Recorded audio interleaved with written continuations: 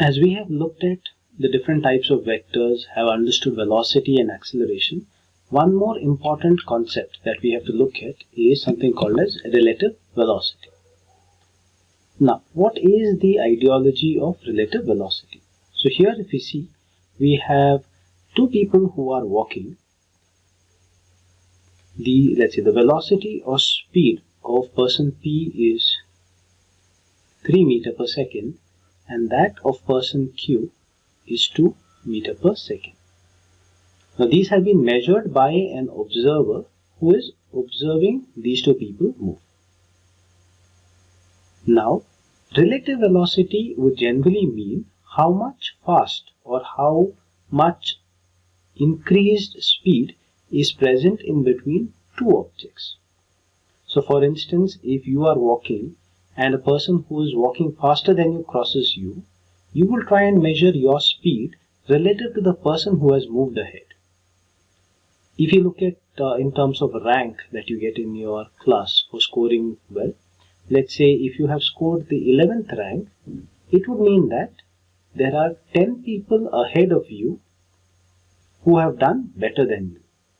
If your class strength is 20, that means there are 9 people behind you who have not done better than you. So with respect to you, you are going to judge the others, or you are going to grade the others, and you will tell why you have got a rank of 11. The exact same thing is applicable when you are looking at relative velocity.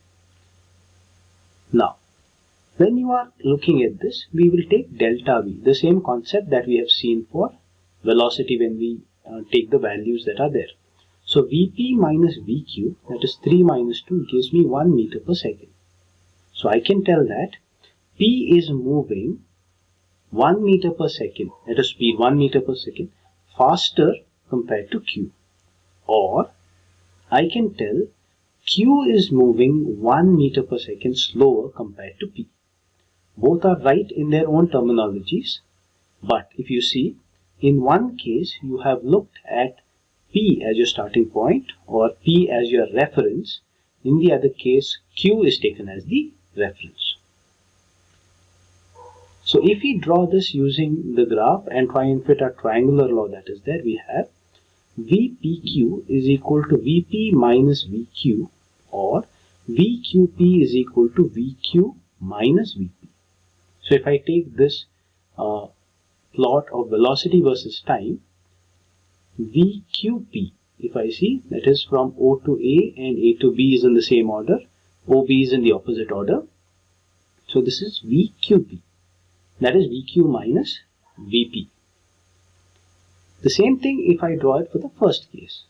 I will have VP minus VQ, and you can see that the symbol itself has changed.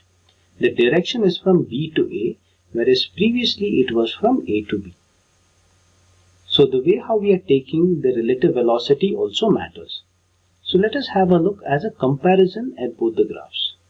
We are measuring delta V, which is the relative velocity between VP and VQ. So here you can see, if it is from Q to P, the arrow moves from A to B. And if it is from P to Q, the arrow moves from B to A. Now, mathematically, what is the understanding of this? Mathematically, we can state that VQP is equal to minus VPQ. It is just like the third law of motion that is there. But this is not exactly the same thing, because if you see, we have VQ minus VP is equal to minus of VP minus VQ. So if I am going to rearrange this, I will end up getting VQ minus VP is equal to PQ minus VP, or the magnitude of QP, if I take the modulus, is equal to the modulus of VPQ, the relative velocity between P and Q. The magnitude would remain same, the direction would change. So if I go back to this plot, and if I look, the distance that is there in between A and B is the same.